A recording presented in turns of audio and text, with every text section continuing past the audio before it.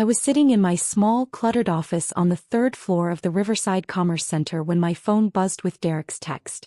Around me were stacks of maintenance reports, equipment manuals, and handwritten notes from my morning rounds through the building. My desk was covered with coffee cups, technical diagrams, and a half-eaten sandwich from the deli downstairs. To anyone walking past, it looked exactly like what Derek thought it was. The chaotic workspace of a low-level maintenance supervisor barely keeping up with his responsibilities. I read the text again, reported your messy office to management. Someone needs to maintain professional standards in this building. Maybe they'll finally move you back to the warehouse where you belong. You're an embarrassment. There was a photo attached. Derek had actually taken a picture of my office through the window and sent it to building management with a formal complaint about unprofessional working conditions reflecting poorly on the building's corporate tenants. I set my phone down and returned to the HVAC schematic I'd been reviewing. The Riverside Commerce Center's climate control system needed updating, and I was trying to determine the most cost-effective approach that wouldn't disrupt the 15 companies who leased space in the building. My phone buzzed again. Another text from Derek. By the way, landed the Meridian account today. $2.3 million contract. Keep fixing those air conditioners though. Someone has to do the grunt work. Derek was my older brother by 3 years, and he worked on the 18th floor as a senior sales executive for Titanium Solutions, one of the building's largest tenants. They occupied 4 full floors, 15 through 18, in the 20-story building, and Derek never let me forget the literal and metaphorical distance between our positions. In Derek's world, he was the success story. Expensive suits, corporate expense account, office with a view, business class travel. I was the family disappointment. Working maintenance in the same building where he closed million-dollar deals, wearing work clothes instead of designer brands, eating deli sandwiches instead of client lunches at steakhouses. Our parents had long ago given up trying to mediate between us.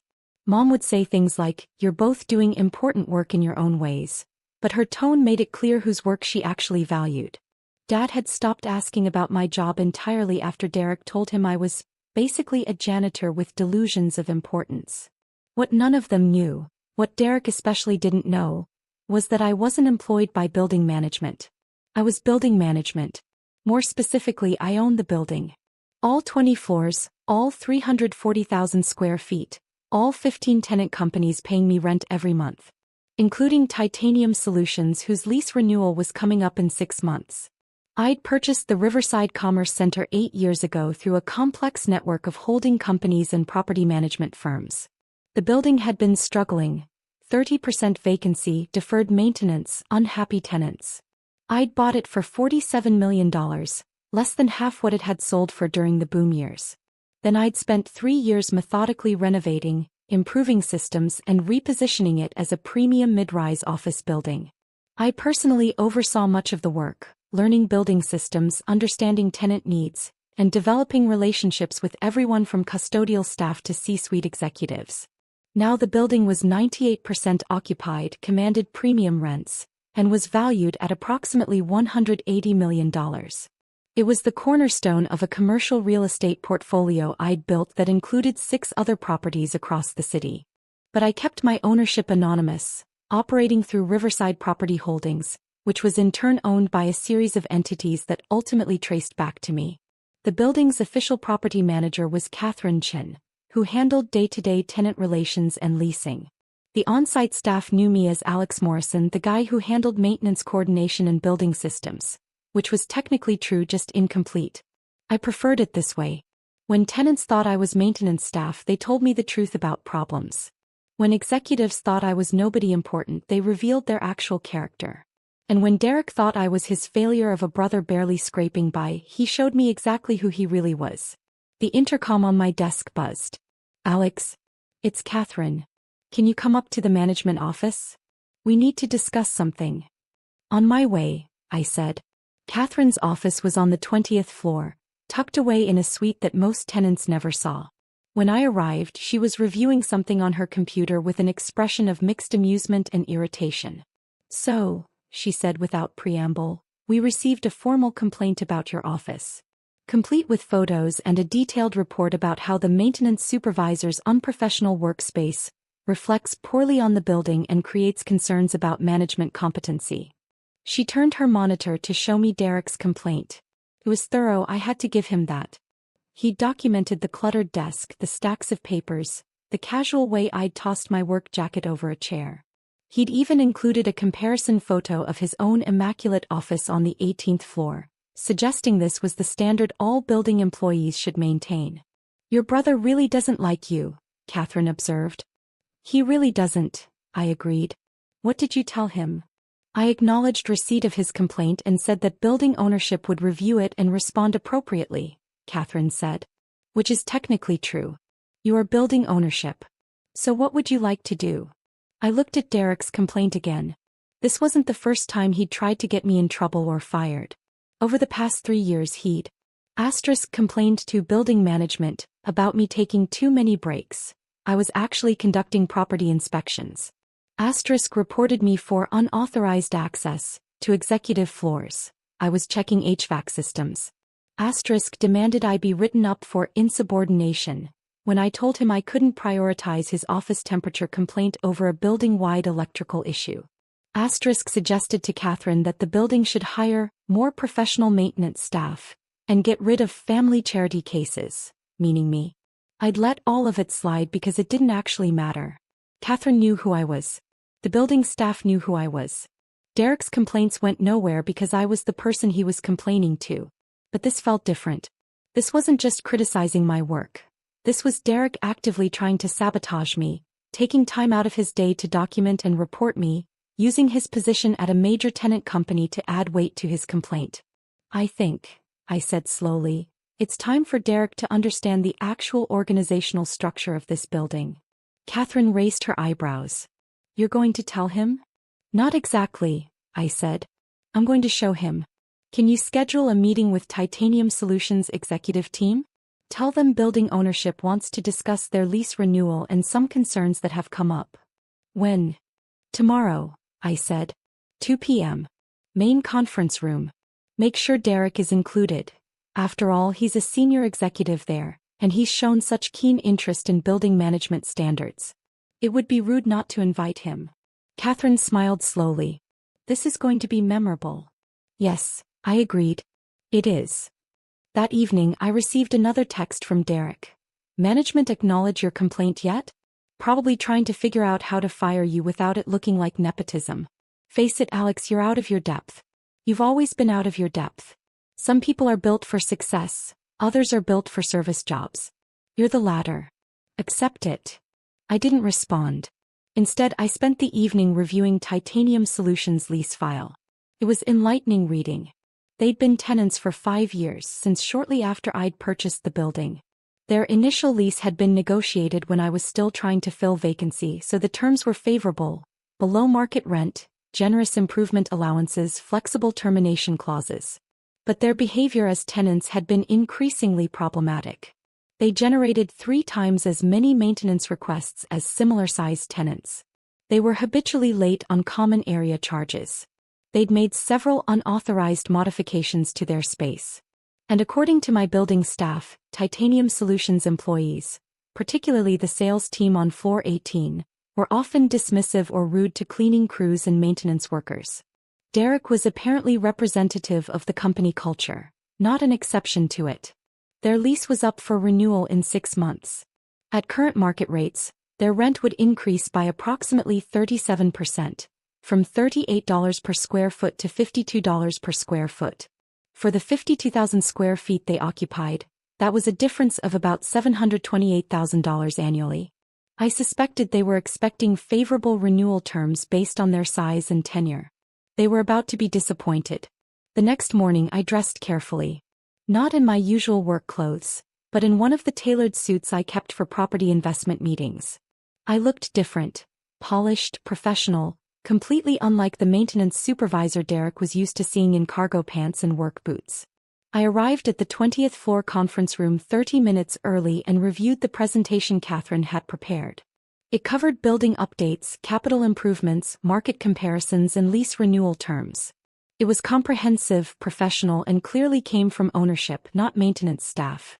At 1:45, Catherine texted me, "Titanium Solutions execs are here. including Derek. He asked why he was invited to a lease meeting. I told him building ownership specifically requested his presence given his recent communications regarding building standards. He looks confused and slightly nervous.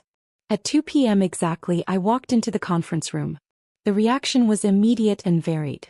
James Whitmore, Titanium Solutions CEO, looked puzzled. He'd never seen me before. Rebecca Sato, their CFO, glanced at her watch as if I was late. Martin Kovac, their COO, was scrolling through his phone and barely looked up. And Derek went absolutely white. That's my brother, Derek said, his voice strangled. Why is my brother here? He's maintenance staff.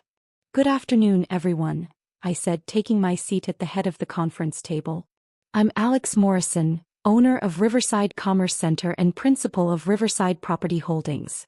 Thank you for making time for this meeting. The silence that followed was profound. James Whitmore's head snapped toward Derek. Rebecca Sato stopped mid-sip of her coffee.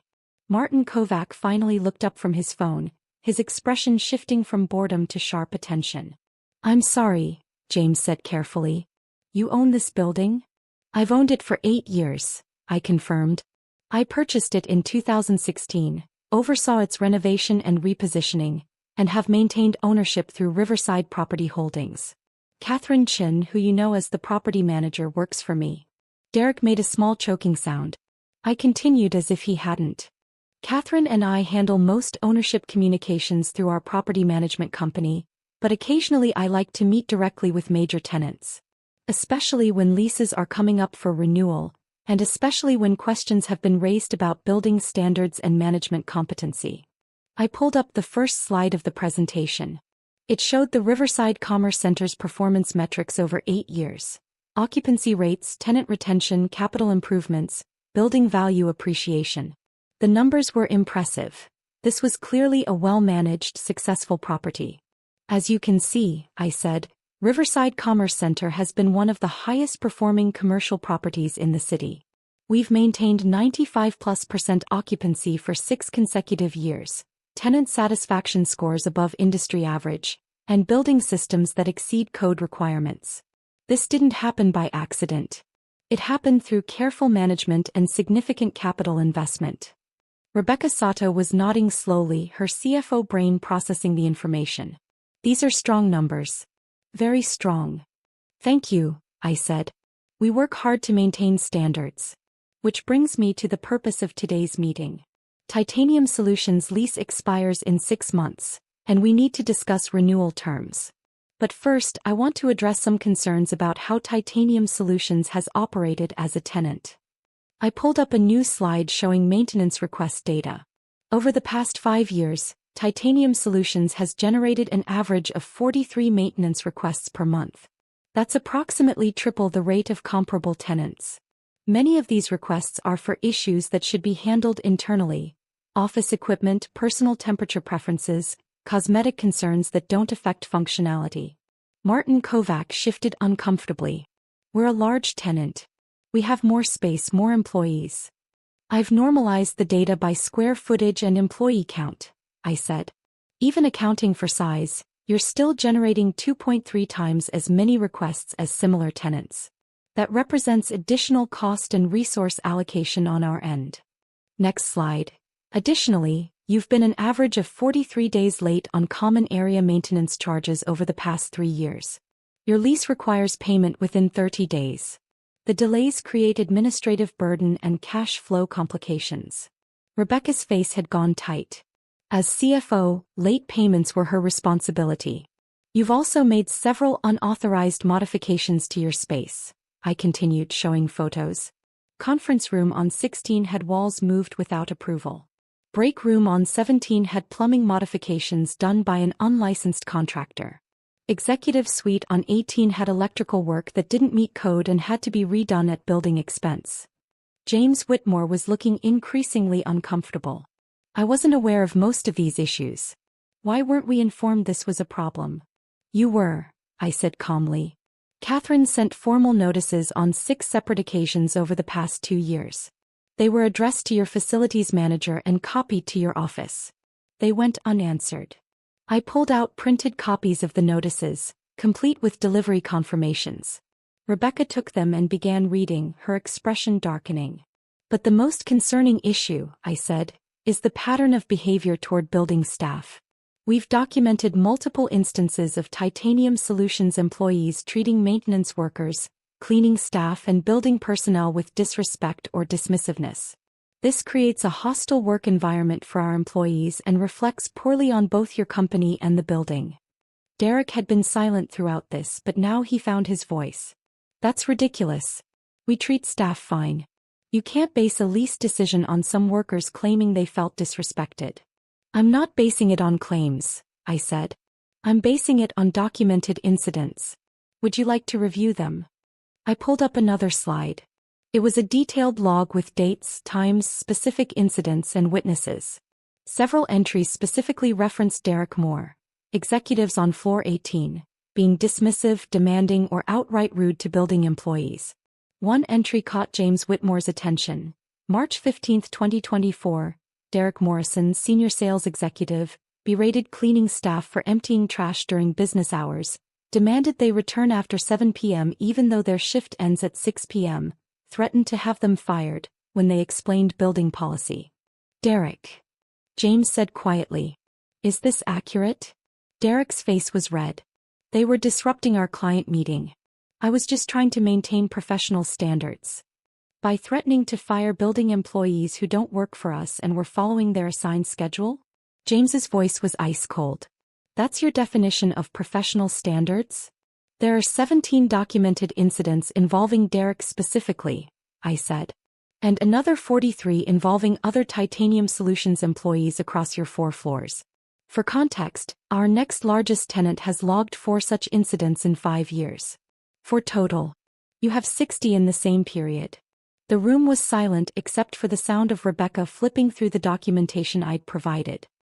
Here's what I'm trying to understand, I said, addressing James directly. Titanium Solutions is asking for lease renewal in a building where market rates have increased significantly. You're presumably going to request favorable terms based on your tenure and size as a tenant. But from an ownership perspective, you've been a challenging tenant who generates excess costs, pays late, makes unauthorized modifications and creates management issues with other building employees. Help me understand why I should offer you below-market renewal terms. James Whitmore looked like he wanted to disappear. Rebecca Sato was still reading documents, her expression growing more severe. Martin Kovac was no longer looking at his phone. And Derek was staring at me with an expression of absolute horror as he realized what was happening. I think we need to address these issues internally before discussing lease terms, James said finally. I had no idea our behavior as a tenant had been this problematic. That's unacceptable. I appreciate that, I said. But from my perspective, patterns matter more than promises. I've seen these patterns for 5 years. The question is what changes would actually convince me that renewal makes sense, for both parties. What kind of changes are you looking for? Rebecca asked, all business now.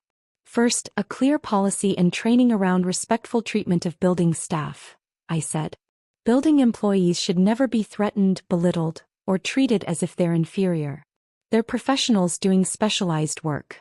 They deserve respect. Agreed, James said immediately. That should have been policy from the beginning. I apologize that it wasn't. Second, appropriate handling of maintenance requests and building modifications, I continued. Follow the proper channels, get approval for changes, use licensed contractors. This isn't negotiable, it's basic lease compliance. Understood, Martin said. I'll implement new procedures with our facilities team. Third, timely payment of all charges, I said, looking at Rebecca. If there are issues with billing or disputes about charges, raise them promptly. But the pattern of routine late payment needs to end. It will, Rebecca said firmly. I'm implementing new controls effective immediately. And fourth, I said, I need to know that Titanium Solutions leadership takes these issues seriously. Not just acknowledges them but actively addresses the culture that created them. Because from what I've observed, the problems aren't isolated incidents. They're reflections of how your company operates. James Whitmore met my eyes. You're right. And I take full responsibility for not catching this earlier. We've been so focused on growth and client acquisition that we've neglected internal culture and our relationships with service providers. That changes now. He turned to look at Derek. Derek, you and I need to have a private conversation after this meeting. Several conversations, actually. Derek had gone from red to pale. James, I can explain. Later, James said curtly. Right now, I need to focus on understanding the full scope of this issue and determining how to fix it. I pulled up the final slide, proposed lease renewal terms. The rent increase was significant but fair, 37% to market rate, with modest escalators for the renewal term. Common area charges calculated at actual cost with stricter payment terms. All modifications requiring written approval. And a new clause about respectful treatment of building staff with specific consequences for violations. These are the terms I'm prepared to offer, I said. They reflect current market rates and include provisions to address the issues we've discussed. You have 60 days to decide whether renewal makes sense for Titanium Solutions. Rebecca reviewed the numbers carefully. This is a significant increase from our current rate. It reflects an 8-year gap between your negotiated rate and current market, I said. If you'd like, Catherine can provide comparable lease rates for similar space in similar buildings. You'll find our proposed rate is actually slightly below the market median. Rebecca nodded slowly. I'd like to see those comparables, but I believe you. One question, James said. The lease includes this clause about treatment of building staff.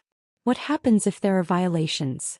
First violation, written warning and required cultural training for the offending individual, I said. Second violation, financial penalty of $5,000 to the building's employee welfare fund. Third violation, lease termination clause becomes active. That's strict, Martin observed. It's necessary, I countered. I won't have my employees subjected to hostile treatment. They work hard, they do their jobs well, and they deserve a respectful work environment.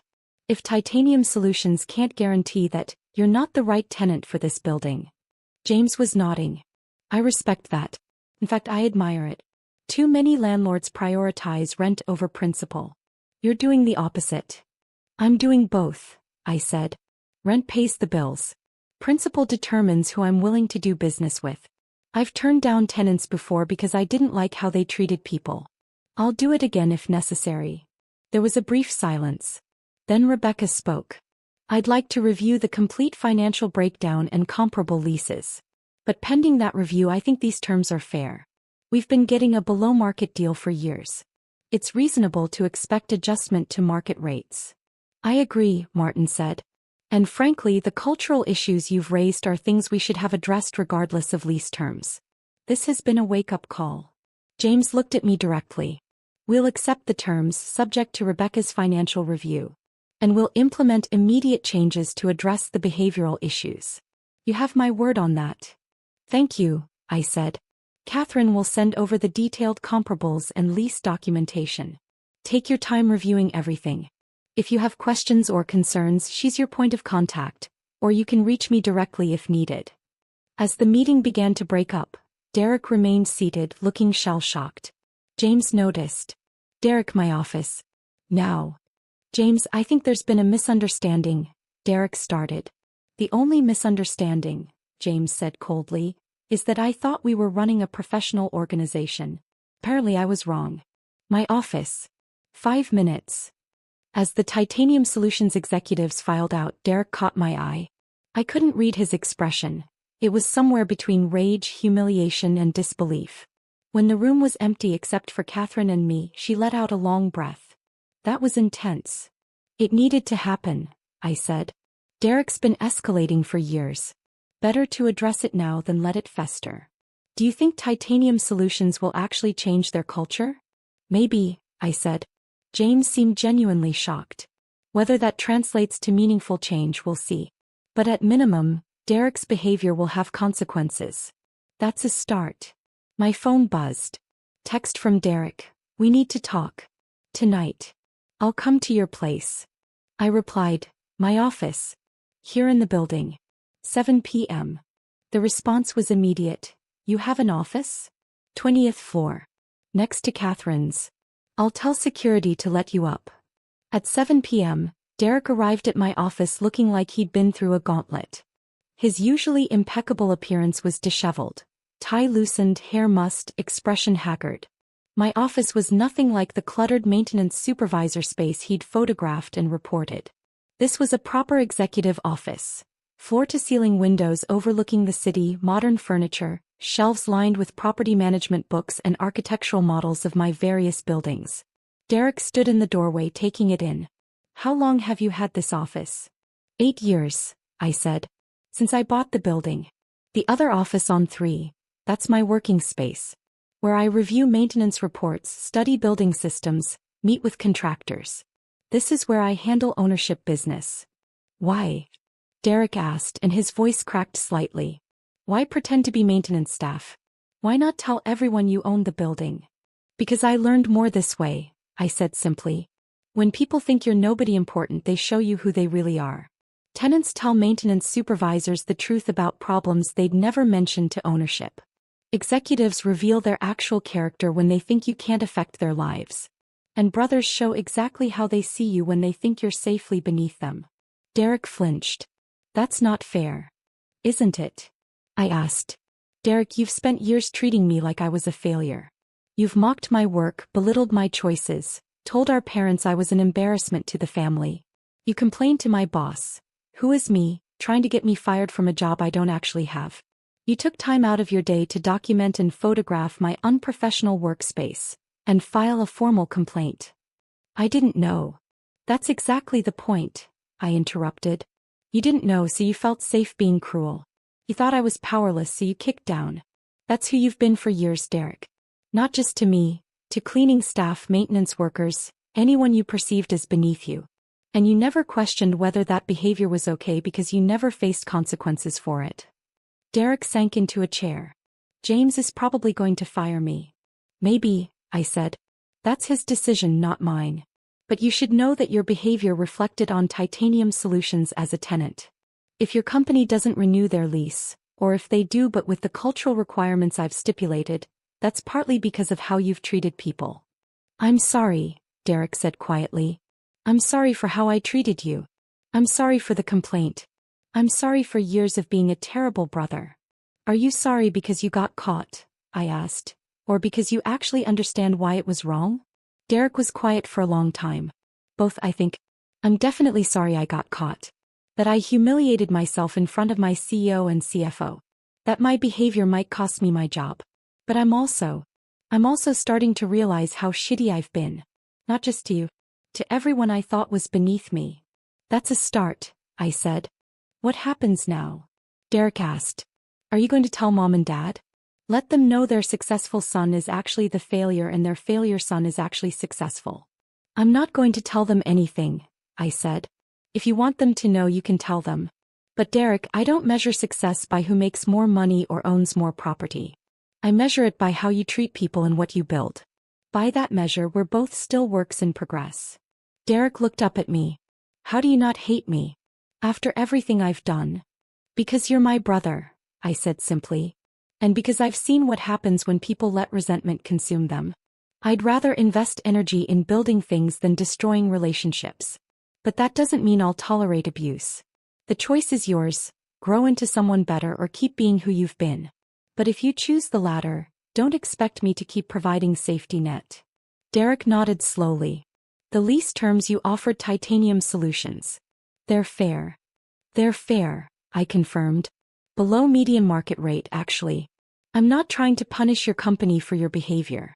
I'm just insisting on standards that should have existed all along. And if I actually change, if I start treating people better, then you'll be someone I'm proud to call my brother," I said.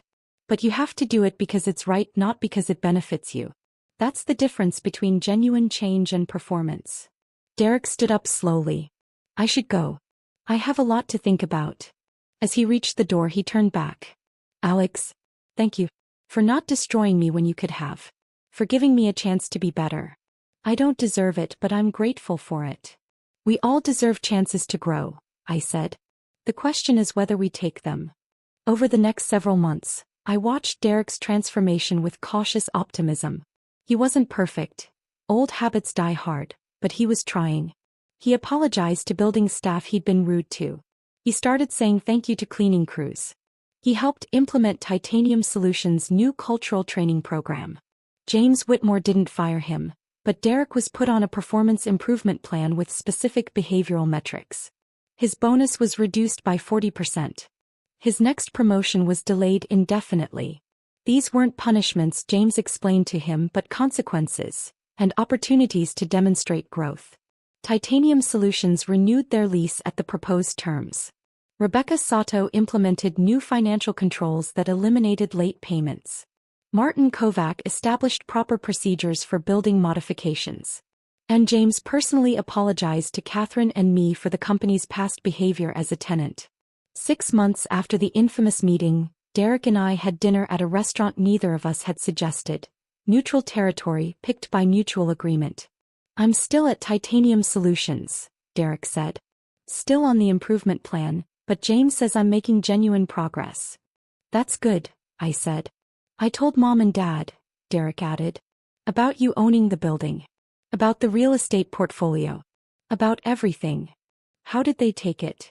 Mom cried. Dad looked confused for about 3 days. "Then they started asking why you never told them. I explained that you probably didn't tell them for the same reason you didn't tell me, because you wanted to be valued for who you are, not what you own."